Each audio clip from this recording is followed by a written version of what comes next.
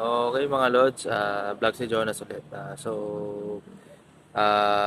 Yung nakikita nyo sa background ko mga lods, kaya ate mga kuya, kaya kung bakit may mga riders na nagsasabi na kung magpaparush kayo, i-Grab Express nyo. Tingnan nyo naman yung sa background, di ba? Ang laki-laki ng difference ng booking, ng fare, mula Manila City Hall to Baliwag, Bulacan, no? Nga pala tol, credit sa may-ari nitong picture na to sa aking background. So, tingnan nyo naman po mga ma'am, mga sir, mga ate, mga kuya. Ito, di ba? Ang laki-laki. 1,116 yung Grab. Tapos itong sa, ano, sa Lalamove, kulang-kulang 300 lang, di ba? Ah, grabing layo yan. Hindi po birong takbo yan.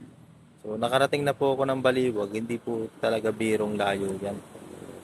So, sana sa ating mga customer dyan, sana po maintindihan niyo po ang aming sitwasyon.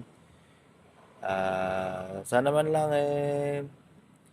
na sana marinig din kami nila alam mo.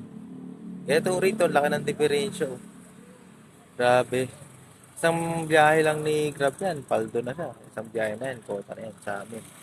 Kailangan pa namin magpenting booking para makakota kami. Kawawa pa tong motor namin.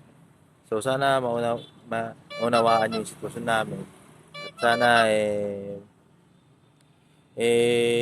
konting respeto rin po sa amin. So, kailangan din namin ng respeto bilang tao, bilang ano rin, porke rider, ganun ganun, di ba? So, sana mabago na po talaga yung rate na sigaw na talaga namin noon pa.